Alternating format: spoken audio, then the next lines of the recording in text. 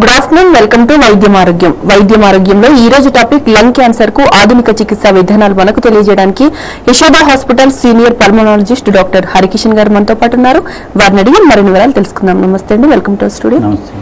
Doctor గారు, అసలు lung cancer అంటే ఏంటి, మెయిన్ గా రీజన్స్ ఏంటంటే రావడానికి? అసలు క్యాన్సర్ అంటే ఏంటంటే బాడీలో ఉన్న కణాలు ఎప్పుడైతే అవి చనిపోయినప్పుడు కొత్త సెల్స్ పుడుతూ ఉంటాయి. ఆ అభివృద్ధి చెందే ప్రాసెస్ లో ఎప్పుడైతే అన్కంట్రోల్ గా జరుగుతుందో ఆ ప్రాసెస్ అప్పుడు ఒక ట్యూమర్ అనేది ఏర్పడుతుంది.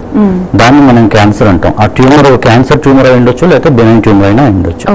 ఈ సెల్స్ రీప్రొడ్యూస్ అయ్యే ప్రక్రియ ఎప్పుడైతే అన్కంట్రోల్డ్ గా ఉంటుందో అప్పుడు మనం క్యాన్సర్ అని అనొచ్చు దాన్ని.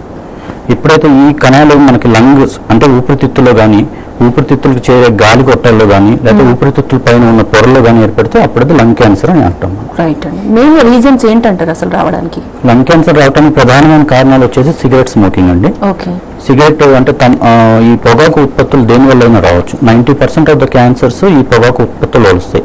పొగాకు ఉత్పత్తులు అంటే మొదటిది సిగరెట్ స్మోకింగ్ అయినా అయి ఉండొచ్చు, పొగాకు, ఈ తంబాకు, గుట్కా చీవింగ్, లేకపోతే అది ఏ రూపంలో అయి ఉండొచ్చు అండి. సిగరెట్ కానీ, బీడీలు కానీ. ఇండియన్ పాపులేషన్ ఏంటంటే ఎక్కువగా బీడీ చుట్ట తాగే వాళ్ళకి క్యాన్సర్ వచ్చే అవకాశాలు ఎక్కువగా ఉంటాయి. రైట్ అండి. ఈ లంగ్ క్యాన్సర్ వచ్చే ముందు సిమ్టమ్స్ ఎలా ఉంటాయి, వచ్చిన తర్వాత ఎలా ఉంటాయి? అంటే ప్రధానంగా సిగరెట్ తాగే వాళ్ళకి అని కాదు, 90% ఇది స్మోకింగ్ రిలేటెడ్ డిసీజ్ అండి. 10% వేరే కారణాలు కూడా ఉండొచ్చు. నాన్ స్మోకర్స్ లో కూడా క్యాన్సర్ వచ్చే లక్షణాలు ఉంటాయి. రైట్ అండి. వచ్చింది అని ఎలా గుర్తించాలంటారు? అసలు వచ్చిందంటే సిమ్టమ్స్ ప్రధానంగా వచ్చేసి దగ్గుతో మొదలవుతాయి. 70% of the presentation will be cough. దగ్గుతో మొదలవుతుంది. దగ్గు కాకుండా ఆయాసం రావటం, దగ్గినప్పుడు తమిడితో పాటు రక్తం రావటం, లేకపోతే సడన్ గా బరువు తగ్గిపోవటం, ఈ లక్షణాలు అనేవి ప్రధానమైన లక్షణాలు. ఇవి కాకుండా కాళ్ళ వాపులు రావటం, లేకపోతే ముఖం అంతా వాచిపోవటం, ఇవి కూడా కొన్ని లక్షణాలు అన్నమాట లంగ్ క్యాన్సర్ అనేది గుర్తించడానికి. కొంతమందిలో ఏమవుతుందంటే ఈ స్వరపేటకి ఇన్వాల్వ్ అయినప్పుడు గొంతులో సడన్ గా చేంజ్ రావటం, ఎస్పెషల్లీ స్మోక్ చేసే వాళ్ళకి ఈ గొంతులో చేంజ్ వచ్చినప్పుడు కూడా అది కూడా one of the symptom of lung cancer అని చెప్పొచ్చు మనం. రైట్ అండి. ఎక్కువ ఏజ్ వాళ్ళలో చూడొచ్చు అంటారు? ప్రధానంగా 55 years అబోవ్ వాళ్ళలోనే లంగ్ క్యాన్సర్ వచ్చే అవకాశాలు ఉంటాయండి. అది కూడా స్మోకింగ్ హిస్టరీ ఉన్న వాళ్ళు అయితే అబోవ్ 55 years లంగ్ క్యాన్సర్ వచ్చే అవకాశాలు ఎక్కువగా ఉన్నాయి. నిర్ధారణకు ఎలాంటి టెస్టులు అందుబాటులో ఉన్నాయంటారు? అంటే it depends on the presentation అండి. అంటే పేషెంట్ మనకి ఎలా ప్రెజెంట్ అవుతారు. కొంతమందిలో ఏంటంటే ప్రధానంగా దగ్గు ద్వారా ప్రెజెంట్ అవుతారు. And type of the location, ఆ క్యాన్సర్ కణం అనేది ఎక్కడ ఉందనేది దాన్ని బట్టి కూడా మనకి ఈ సిమ్టమ్స్ ఉంటాయి. ప్రెజెంటేషన్ వచ్చేసి నిర్ధారణకి ఫస్ట్ మనం కళ్ళ పరీక్ష చేస్తాం. కళ్ళులో కనుక ఏదైనా క్యాన్సర్ లక్షణాలు ఏమైనా గుర్తించడం. కాకపోతే ఏంటంటే ఈ కళ్ళ పరీక్ష అనేది క్వాలిటీ స్ప్యూటం ప్రొడ్యూస్ చేసే వాళ్ళలోనే తెలుస్తుంది. అది చాలా తక్కువగా ఉంటుంది. రెండోది ప్రధానమైనది ఏంటంటే ఎక్స్రే.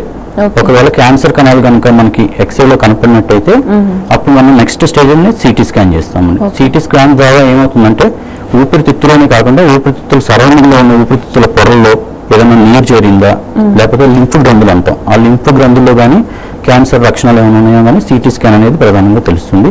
ఇట్లా కాకుండా వేరే ఎక్కడైనా క్యాన్సర్ వచ్చి మనకి ఊపిరితిత్తుల సమస్యలు వచ్చినట్టయితే పెట్ సిటీ స్కానింగ్ అంటాం.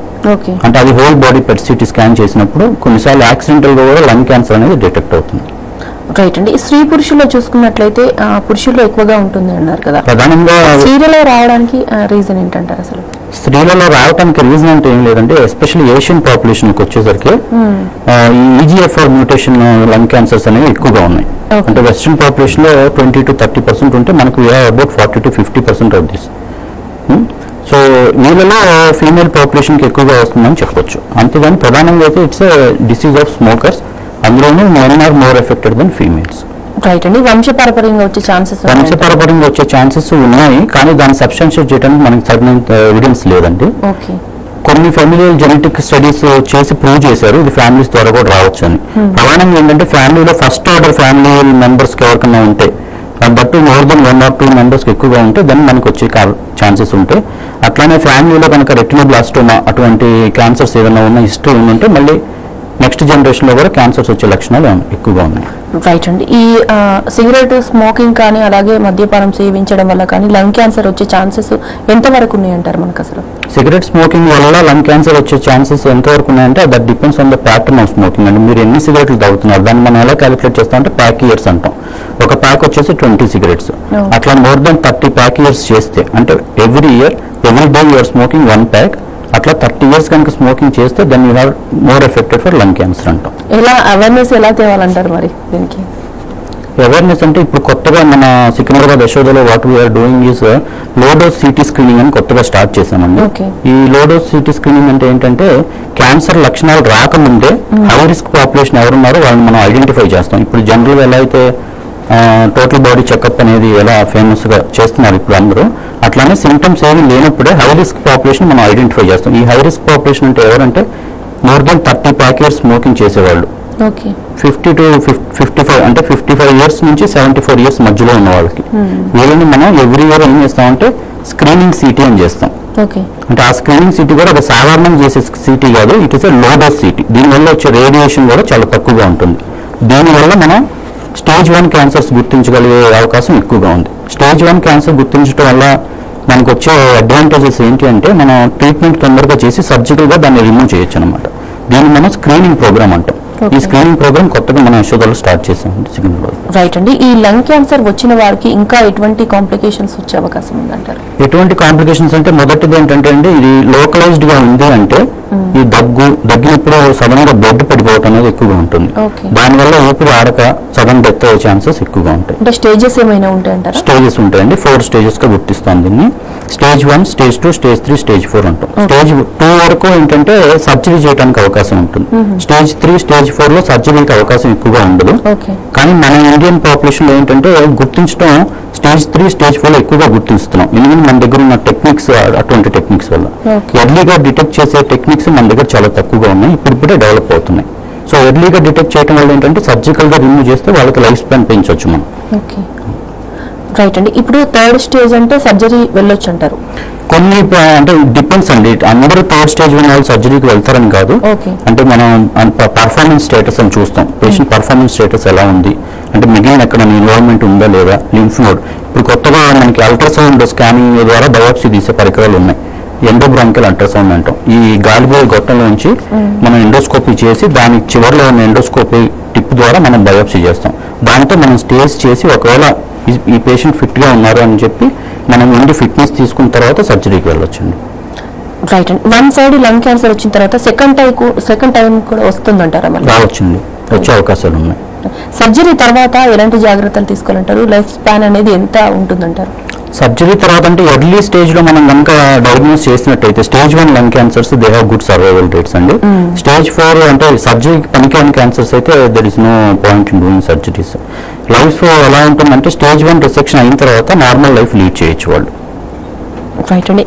రేడియేషన్ అటువంటివి కనుక తీసుకున్నట్టయితే ఒక ఇన్ కేస్ బ్రెస్ట్ క్యాన్సర్ వచ్చింది, ఆ పేషెంట్ రేడియేషన్ తీసుకున్న తర్వాత మళ్ళీ వాళ్ళకి లంగ్ క్యాన్సర్ వచ్చే అవకాశాలు కూడా ఉంటాయి.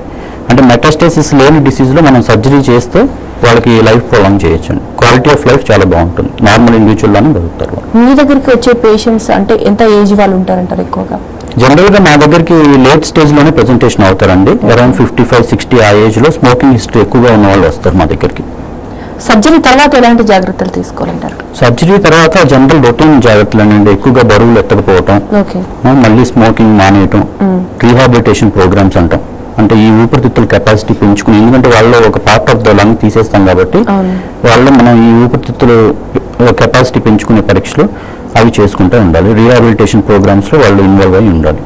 రైట్ అండి. ఈ లంగ్ క్యాన్సర్ కి 1 సైడ్ లంగ్ క్లియర్ అంటే కంటిన్యూ సర్జరీ చేసిన తర్వాత సెకండ్ సైడ్ వచ్చే ఛాన్సెస్ ఎంత వరకు ఉన్నాయంటారు? సెకండ్ సైడ్ అందరికీ వస్తే అటువంటిది ఏం లేదండి. అంటే సర్జరీ చేసిన తర్వాత వచ్చే అవకాశాలు చాలా తక్కువ. ఓకే, రైట్ అండి. బ్రేక్ తర్వాత కంటిన్యూ చేద్దాం. వైద్యం ఆరోగ్యంలో షార్ట్ బ్రేక్ తీసుకుందాం. స్టే చేయండి.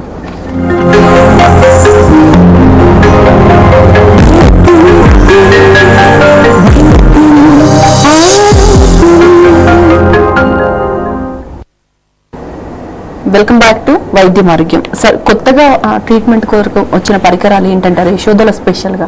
అంటే డయాగ్నోసిస్ చేయడానికి ఇప్పుడు కొత్తగా మా దగ్గర కొన్ని పరికరాలు వచ్చినాయండి. దాన్ని ఫస్ట్ అందులో వచ్చేసి ఎండోబ్రాంకియల్ అల్ట్రాసౌండ్ అంటాం. ఇందులో 2 రకాలు ఉంటుంది. ఒకటి ఏంటంటే సెంట్రల్ గా ఉన్న ట్యూమర్స్ వల్ల ఏదైనా ఈ లింఫ్ గ్రంథాలు కనుక వాసినట్టయితే దాన్ని మనం ఇంతకు ముందు దాన్ని చేయడానికి మీడియాస్టెనోస్కోపీ అని ఒక సర్జికల్ ప్రొసీజర్ ద్వారా చేసేవాళ్ళం. ఇప్పుడు మా దగ్గర ఉన్న కొత్త పరికరం ద్వారా ఏంటంటే దాన్ని ఎండోస్కోపిక్ ద్వారా ఆ చివరిలో ఉన్న టిప్ లో ఉన్న అల్ట్రాసౌండ్ ద్వారా మనం ఆ లింఫ్ గ్రంథులను బయాప్సీ చేసే అవకాశం ఉంది. ఇది కాకుండా ఇందులో రెండో రకం ఏంటంటే రేడియల్ ఈవోస్ అంటాం. అంటే ఊపిరితిత్తులో ఒక చివర్ల భాగంలో ఉన్న చిన్న చిన్న ట్యూమర్స్ డయాగ్నోస్ చేయడానికి we have a new ultrasound machine that is called radial EBUS machine అండి. దీని ద్వారా మన ఊపిరితిత్తుల లోపల ఉన్న ట్యూమర్స్ బయట నుంచి ఇంతకుముందు దీనికి సిటీ గైడెడ్ బయాప్సీ చేసేవాళ్ళు. అంటే చెస్ట్ పై నుంచి సిటీ మీద పడుకోబెట్టి వాళ్ళు సూది ద్వారా చేసేవాళ్ళు. దీనివల్ల వచ్చే కాంప్లికేషన్స్ రిస్క్స్ ఎక్కువగా ఉన్నాయి. అరౌండ్ 20% ఆ బయాప్సీ చేసిన తర్వాత ఊపిరితిత్తుల మధ్యలో ఎయిర్ ఏర్పడి వాళ్ళకి ఆయాసం పెరిగే ఛాన్సెస్ ఎక్కువగా ఉన్నాయి. సో దీన్ని ప్రివెంట్ చేయడానికి ఇప్పుడు కొత్తగా రేడియల్ ఈవోస్ అనేది ఒక ఎక్విప్మెంట్ వచ్చిందండి. అది మన సికింద్రాబాద్ యశోదలో చేస్తున్నాము. సో దీనివల్ల ఏంటంటే పెరిఫరల్ గా ఉన్న చిన్న చిన్న ట్యూమర్స్ కూడా మనం ఎర్లీ స్టేజ్ లోనే గుర్తించవచ్చు. రైట్. ఎంత టైం పట్టొచ్చు అంటారు ఈ సర్జరీకి? ఇది సర్జరీ కాదండి, ఇది procedure. It's day care procedure. అంటే మార్నింగ్ వస్తే పేషెంట్ ఈవినింగ్ వెళ్ళిపోవచ్చు. అరౌండ్ 30 to 40 minutes పట్టొచ్చు అండి ఈ ప్రొసీజర్. రైట్ అండి. ఇంకా ఎర్లీగా కనిపెట్టడానికి లంగ్ క్యాన్సర్ ను ఇంకా ఎర్లీగా కనిపెట్టడానికి ఈ స్క్రీనింగ్ ప్రోగ్రామ్స్ అనేవి మనం ఎక్కువగా ఎడ్యుకేట్ చేయాల్సి ఉంటుంది. స్క్రీనింగ్ ప్రోగ్రామ్ అంటే ఎవరైతే హై రిస్క్ పాపులేషన్ ఉన్నారో 55 to 74 years ఏజ్ గ్రూప్ వాళ్ళు, ఎవరైతే 30 years కన్నా ఎక్కువ స్మోకింగ్ చేసిన వాళ్ళు, ఒకవేళ వాళ్ళు స్మోకింగ్ ఆపేసినా ఈ స్మోకింగ్ ఆపేసిన గ్యాప్ 15 years కన్నా తక్కువ కనుక ఉంటే వాళ్ళు కూడా మన హై రిస్క్ కింద వస్తారనమాట. సో వాళ్ళు మనం ఎర్లీగా లో డోస్ సిటీ స్క్రీనింగ్ చేయడం వల్ల ఏంటంటే ఎర్లీగా మనం గుర్తించవచ్చు అండి క్యాన్సర్. అంటే వాళ్ళు తట్టుకుంటారంటారా అసలు? అంటే ఈ సిటీ స్కాన్ ద్వారా ఏంటంటే మన నార్మల్ సిటీ కన్నా ఈ సిటీకి ఉన్న తేడా ఏంటంటే ఇందులో ఉన్న రేడియేషన్ చాలా తక్కువ. అరౌండ్ అంటే ఇది బాడీ మాస్ ఇండెక్స్ ని బట్టి డిపెండ్ అయి ఉంటుంది, బరువు హైట్ ని బట్టి. అంటే 3 బాడీ మాస్ ఇండెక్స్ ఉన్న వాళ్ళకి 30 కన్నా తక్కువ ఉన్న వాళ్ళకి ఏంటంటే ఇది 3 millisieverts అంటాం ఆ రేడియేషన్ డోసు.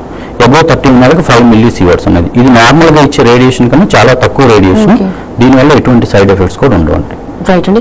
ఈ 55 కాకుండా 30 అబోవ్ వాళ్ళలో కూడా మనం ఈ లంగ్ క్యాన్సర్ అంటే అక్కడక్కడ చూడొచ్చు.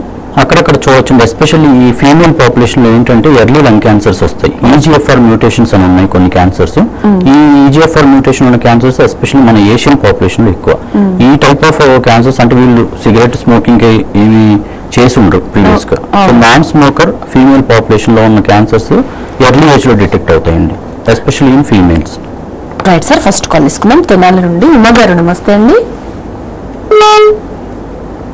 హలో ఉమ్మ గారు. హలో. రైట్ అండి. ఇంకా ఎలాంటి లైఫ్ స్టైల్ ఉన్న వాళ్ళలో మనం లంగ్ క్యాన్సర్ అనేది ఎక్కువ చూడొచ్చు అంటారు? ప్రధానంగా ఈ సిగరెట్ స్మోకింగ్. ఇప్పుడు కరెంట్ గా ఏంటంటే ఈ హుక్కా స్మోకర్స్ లోను ఎలక్ట్రానిక్ సిగరెట్స్ వచ్చినాయి. దీనివల్ల కూడా లంగ్ క్యాన్సర్ వచ్చే అవకాశాలు ఎక్కువగా ఉందని మనకి స్టడీస్ ద్వారా ప్రూవ్ అయిందండి.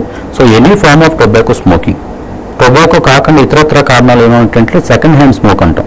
It can be due to ఈ హైడ్రోకార్బైడ్ ఎమిషన్స్ ద్వారా, ఎన్విరాన్మెంటల్ పొల్యూషన్ ద్వారా, కానీ ఇంట్లో ఎవరన్నా ఉంటే వాళ్ళ పక్కన మనం ప్యాసివ్ స్మోకర్స్ ద్వారా దీనివల్ల కూడా ఎక్కువగా వచ్చే అవకాశాలు ఉన్నాయి. ఈ ఊపిరితిత్తులకు సంబంధించిన కొన్ని జబ్బులు ఉన్నాయి, లైక్ ట్యూబర్క్లోసిస్, టీబీ అంటాం కదా. ఈ టీబీ రోగం ఉన్న వాళ్ళు కూడా కొంతమందికి లంగ్ క్యాన్సర్ వచ్చే అవకాశాలు ఎక్కువగా ఉంటాయి. స్కార్ కార్సినోమా అంటాం అందులో.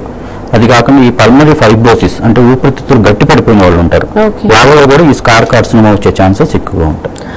ఇది కాకుండా కొన్ని ఇండస్ట్రీస్ ఉన్నాయండి, లైక్ ఆస్బెస్టోస్ ఇండస్ట్రీస్ అని, ఈ రేకులు అవి తయారు చేస్తారు కదా, వాళ్ళు ఏంటంటే ఈ ఊపిరితిత్తుల పైన ఉన్న పొరలలో లంగ్ క్యాన్సర్ వచ్చే అవకాశాలు చాలా ఎక్కువగా ఉంటాయి. ఈ లంగ్ క్యాన్సర్ అనేది 30 అబోవ్ వచ్చిన వాళ్ళలో ఎలాంటి ప్రభావం చూపిస్తుంది అంటారు? ప్రభావం అంటే ఇట్ డిపెండ్స్ ఆన్, అంటే మనం ఎప్పుడు ఆ క్యాన్సర్ డిటెక్ట్ చేయగలిగాం అనే దాన్ని బట్టే ఏదైనా ఉంటుందండి.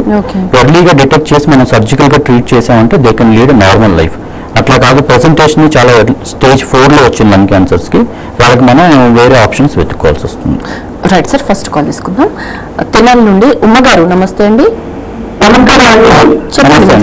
డాక్టర్ ఉమాన్ అండి. నాకు 64 ఏళ్ళు. నాకు గుండెల మధ్యన పట్టేసినట్టుగా ఉంటుందండి. దాన్ని ఎండోస్కోప్ చేస్తే పూసింది అని అన్నారు. దాంతో పాటు తలంతా దిమ్ముని ఉంటుందండి. అది టీవీలో ఒకసారి చూసాను, అది క్యాన్సర్ గా ఉంటుందా ఏమో అని ఒకసారి విన్నానండి.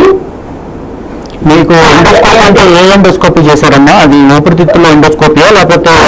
కాదండి, గ్యాస్ కన్నా చేశారు.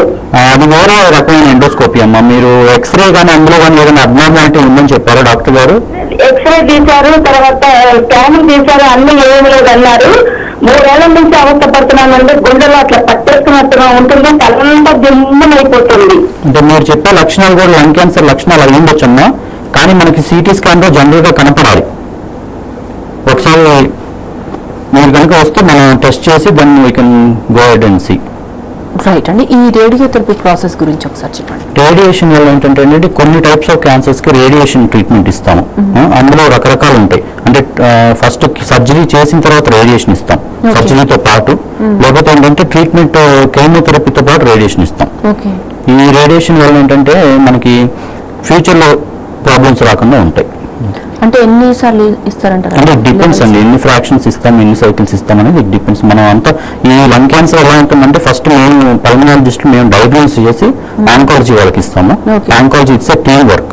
ఆంకాలజీ, రేడియాలజీ, పల్మనాలజీ వీళ్ళంతా కలిసి కూర్చొని అంటే ఈ పేషెంట్కి ఇది సర్జరీ ఫిట్ అవుతుందా, లేకపోతే రేడియేషన్ ఫిట్ అవుతుందా, సర్జరీ ప్లస్ రేడియేషన్ ఫిట్ అవుతుందా, కీమోథెరపీ ప్లస్ రేడియేషన్ ఫిట్ అవుతుందా అనేది మనం డిసైడ్ చేస్తాం. అది పేషెంట్ బేస్డ్ ఉంటుంది, ఇండివిజువల్ బేస్డ్ ఉంటుంది. అందరికీ ఒకే రకంగా ఉంటుంది ట్రీట్మెంట్.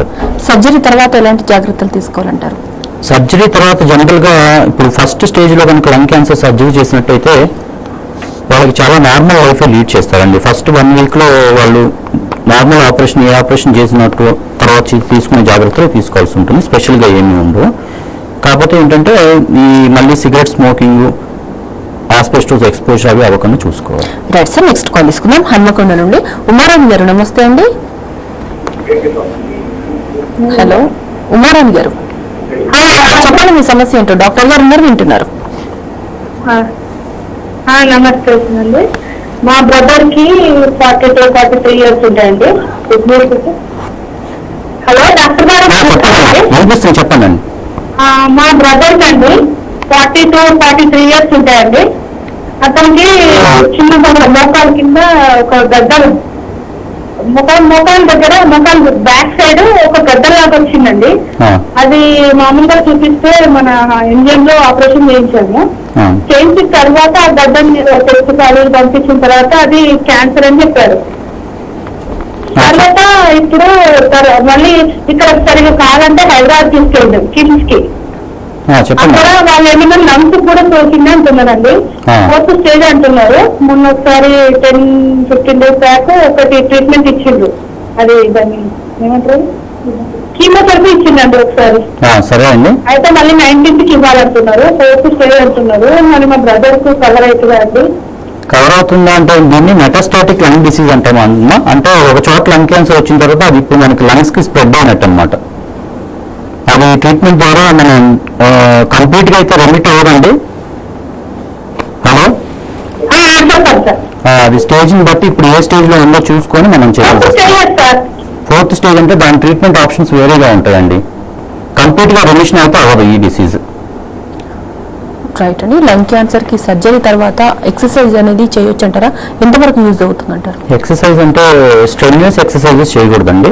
పల్మనరీ రీహాబిలిటేషన్ ప్రోగ్రామ్స్ అని ఉంటాయి, అవైతే చేయొచ్చు. ఎందుకంటే జనరల్ గా ఈ లంగ్ క్యాన్సర్స్ వచ్చిన వాళ్ళు ఆల్రెడీ వాళ్ళకి COPD అనే లంగ్ డిసీజ్ కూడా ఎక్కువగా ఉంటుంది. సో వాళ్ళు ఈ ఎక్సర్సైజెస్ చేయడం, ఎస్పెషల్లీ లోవర్ లింబ్ ఎక్సర్సైజ్ చేయడం వల్ల వాళ్ళు బెనిఫిట్ పొందుతారు. ఎక్కువగా ఈ లంగ్ సమస్యలు అనేవి ఏ సీజన్ లో బయటపడవచ్చు అంటారు? మనకి వింటర్ సీజన్ వచ్చే ముందుగా జనరల్ గా బయటపడతాయండి. ఎందుకంటే వైరల్ ఇన్ఫెక్షన్స్ ఎక్కువగా వస్తాయి కాబట్టి. So currently we're advising flu vaccination చేపిస్తున్నాము.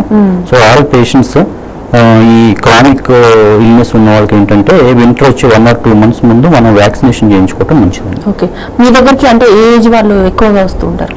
ఈ ఊపిరితిత్తుల సమస్యలతో అండి. ఊపిరితిత్తుల సమస్యలతో మాకు వింటర్ సీజన్ లో అయితే అన్ని ఏజ్ వాళ్ళు వస్తారండి. ఈ లంగ్ క్యాన్సర్ తో వచ్చే వాళ్ళు ఎప్పుడైనా 50 years అబోవ్ వాళ్ళు ఎక్కువగా ఉంటున్నారు. రైట్. ఇప్పుడు కీమోథెరపీ కానీ సర్జరీ కానీ లేకపోతే ఇంతకుముందు మీరు ప్రొసీజర్ చెప్పారు, అదంటే ఎవరైనా భయపడతారు. ఫస్ట్ కౌన్సిలింగ్ ఎలా ఇస్తారు మీరు వాళ్ళకి? కౌన్సిలింగ్ అంటే మల్టీ డిసిప్లినరీ టీమ్ మీటింగ్ పెడతామండి. పల్మనాలజీ వాళ్ళు, ఆంకాలజీ డిపార్ట్మెంట్ వాళ్ళు, సర్జరీ వాళ్ళు, రేడియాలజీ వాళ్ళు వీళ్ళందరూ కూర్చొని డిస్కస్ చేసి పేషెంట్ వాళ్ళని మనం కౌన్సిల్ చేస్తాం. అంటే దీనివల్ల వచ్చే సమస్యలు ఏంటి, కంప్లీట్ గా రెమిషన్ అవుతుందా లేదా, అంటే ఫ్యూచర్ లో ఉన్న ఆప్షన్స్ ఏంటి, ఫ్యూచర్ లో లంగ్ క్యాన్సర్ వచ్చే ఛాన్సెస్ ఏమైనా ఉన్నాయో లేదో మనం డిస్కస్ చేసి వాళ్ళతో కౌన్సిల్ చేస్తాం. రైట్ అండి. స్త్రీలు ఎలాంటి జాగ్రత్తలు తీసుకోవాలంటారు ఈ లంగ్ క్యాన్సర్ వచ్చిన స్త్రీలు? అంటే సపరేట్ గా మేల్స్ అండ్ ఫీమేల్స్ లో సపరేట్ గా తీసుకునే జాగ్రత్తలు ఉండవండి. మోనోపైజ్ దశ అట్లాంటివి ఉంటాయి, మోనోపైజ్ దశ అట్లాంటివి ఉంటాయి కదా, దానివల్ల ఏమి ఇబ్బంది ఉంటుంది. రైట్ అండి. నెక్స్ట్ కాల్ తీసుకుందాం. శ్రీనివాస్ గారు, నమస్తే అండి. శ్రీనివాస్ గారు చెప్పండి మీ సమస్య ఏంటో. డాక్టర్ గారు ఉన్నారు, వింటున్నారు. మామూలుగా ఇప్పుడు ఒంటి మీద మచ్చలు ఉన్నాయండి. చెప్పండి వినిపిస్తుంది.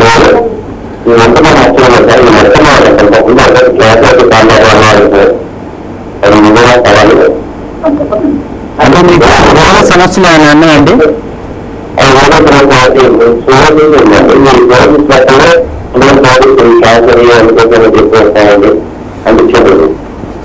అట్లా ఏమి లేదండి మీకు. అంటే వేరే లక్షణాలు ఏమైనా ఉన్నాయా? క్యాన్సర్ లక్షణాలు, బరువు తగ్గిపోవడం కానీ అట్లా? అది మీరు స్కిన్ డాక్టర్ గారిని కన్సల్ట్ అవి ఒకసారి స్కిన్ క్యాన్సర్స్ ఏమైనా ఉన్నాయో చెక్ చేయించుకోవాల్సి ఉంటుందండి. రైట్ సార్, నెక్స్ట్ కాల్ తీసుకుందాం. వరంగల్ నుండి నాగేశ్వరరావు గారు, నమస్తే అండి. హలో, చెప్పండి మీ సమస్య ఏంటో. డాక్టర్ గారు ఉన్నారు, వింటున్నారు. మామూలుగా మనం ముందే ఏం చేసుకోవాలండి?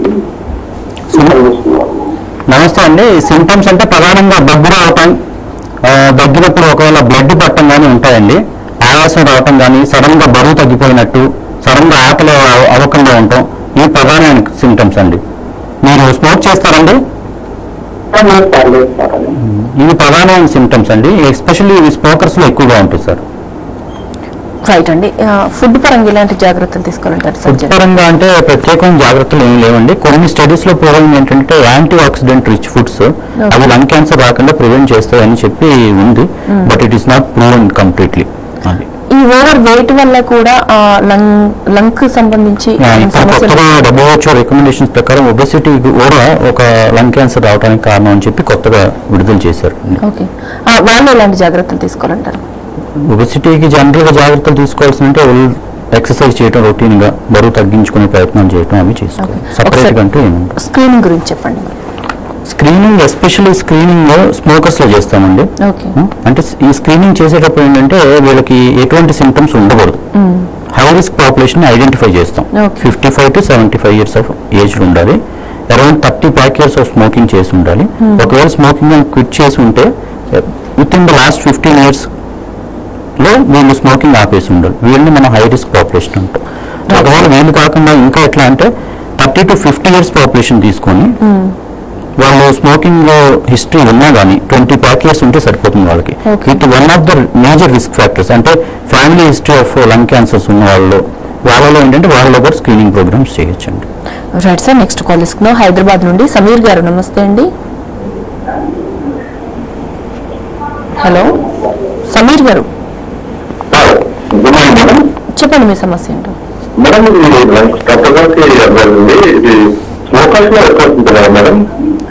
స్మోకర్స్ లోనే ఎక్కువగా ఉంటుందండి.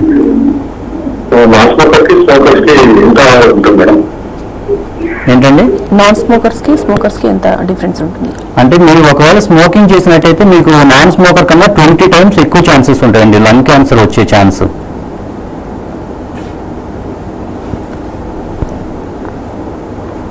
రైట్ అండి. జనరల్ గా క్యాన్సర్ అనేది ఎన్ని రకాలుగా ఉంటుందంటారు? అంటే మనలో వచ్చేసి రకరకాల క్యాన్సర్స్ ఉన్నాయమ్మా. ప్రధానంగా ఇందులో non small cell, small cell lung cancer అని 2 రకాలు విభజిస్తాం.